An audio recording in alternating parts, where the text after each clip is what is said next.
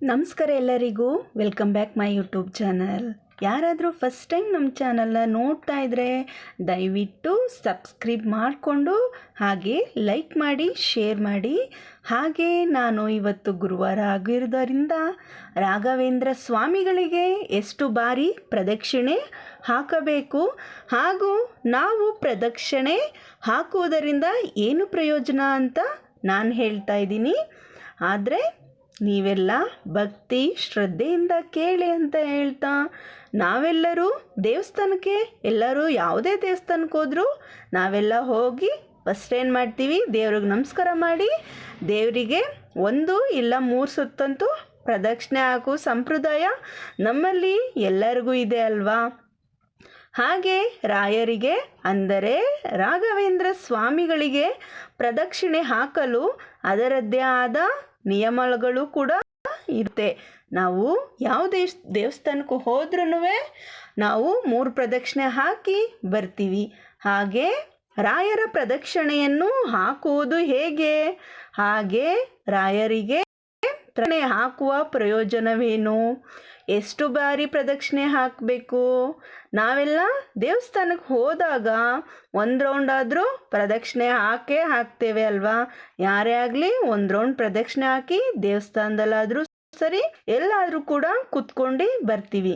ಒಂದೊಂದು ದೇವರುಗಳಿಗೆ ಒಂದೊಂದು ರೀತಿ ಪ್ರದಕ್ಷಿಣೆ ಅಂತೂ ಹಾಕುತ್ತೇವೆ. ಹಾಗೆ ಗುರುವಾರ ರಾಯರ ದಿನ ಅಲ್ವಾ. ಈ ದಿನ ನಾವೆಲ್ಲ ರಾಯರ ಮಠಕ್ಕೆ ಹೋಗಿ ರಾಯರಿಗೆ ನಮ್ಮ ಬೇಡಿಕೆ ಏನಿದೆ ಅದನ್ನು ಹೇಳಿ, ಹಾಗೆ ಅಲ್ಲಿ ನಮಸ್ಕಾರ ಆಗಲಿ ಹೆಜ್ಜೆ ನಮಸ್ಕಾರ ಆಗಲಿ ಮಾಡುತ್ತೇವೆ. ಹಾಗೆ ರಾಯರ ಆಶೀರ್ವಾದ ಕೂಡ ನಾವು ಪಡೆಯುತ್ತೇವೆ ಅಲ್ವಾ. ಈ ಸಮಯದಲ್ಲಿ ಪೂಜೆ ಮಾಡಿಸಿ ಪ್ರದಕ್ಷಿಣೆ ಕೂಡ ಹಾಕುತ್ತೇವೆ. ಹಾಗಾದರೆ ಎಷ್ಟು ಬಾರಿ ಪ್ರದಕ್ಷಿಣೆ ಹಾಕಬೇಕು? ಸಾಮಾನ್ಯವಾಗಿ ನಾವೆಲ್ಲರೂ ಕೂಡ ಎಲ್ಲೇ ಹೋದರೂ 3 ಬಾರಿ ಅಂತೂ ಖಂಡಿತ ಹಾಕ್ತೀವಲ್ವಾ.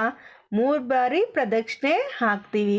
ನಾವು 3 ಬಾರಿ ಹಾಕುವ ಪ್ರದಕ್ಷಿಣೆಗೆ ಅದರದ್ದೇ ಆದ ಅರ್ಥವಿರುತ್ತದೆ. ಒಂದು ಪ್ರದಕ್ಷಿಣೆಗೆ ಅದರದ್ದೇ ಅರ್ಥ ಇರುತ್ತೆ. ಹಾಗಾದರೆ 3 ಸುತ್ತುಗಳಲ್ಲಿ ದೇವರಿಗೆ 1ನೇ ಸುತ್ತು ನಾವು ಮೊದಲನೇ ಸುತ್ತು ಹಾಕುವುದು ದೇವರಿಗೆ ಅರ್ಪಿಸುತ್ತೇವೆ ಎಂದು. ಬ್ರಹ್ಮ ಹತ್ಯೆ ದೋಷ ಮತ್ತು ಪರಿಹಾರಕ್ಕೆ ಹಾಕಬೇಕು. ಹಾಗಾದರೆ 2ನೇ ಸುತ್ತು ಏನಕ್ಕಾಗಿ? 2ನೇ ಸುತ್ತು ನಮ್ಮಲ್ಲಿರುವ ಅಹಂಕಾರವನ್ನು ಹಾಗೂ ನಾವು ತಿಳಿದೋ ಅಥವಾ ತಿಳಿಯದೆ ಮಾಡಿರುವ ತಪ್ಪಿಗೆ ನಾವು 2ನೇ ಸುತ್ತನ್ನು ಹಾಕಬೇಕು.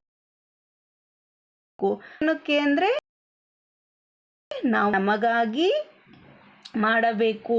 ರಾಯರ ಸನ್ನಿಧಾನದಲ್ಲಿ ಹಾಗೂ ರಾಯರ ಬೃಂದಾವನದಲ್ಲಿ ಧನಾತ್ಮಕ ಶಕ್ತಿಯ ಸಂಚಲನ ಹೆಚ್ಚಾಗಿರುತ್ತದೆ ಅಲ್ವಾ. ನಾವು ಇಲ್ಲಿ ಪ್ರದಕ್ಷಿಣೆ ಹಾಕುವಾಗ ನಮ್ಮ ಮನಸ್ಸನ್ನು ಹೆಚ್ಚು ಶುದ್ಧವಾಗಿರಿಸಿಕೊಳ್ಳಬೇಕು.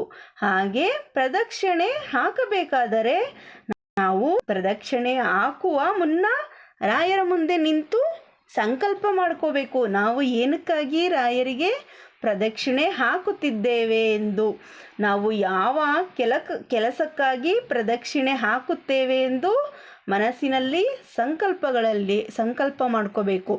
ಯಾರೇ ಆದರೂ ಅವರಿಗೆ ಅವರ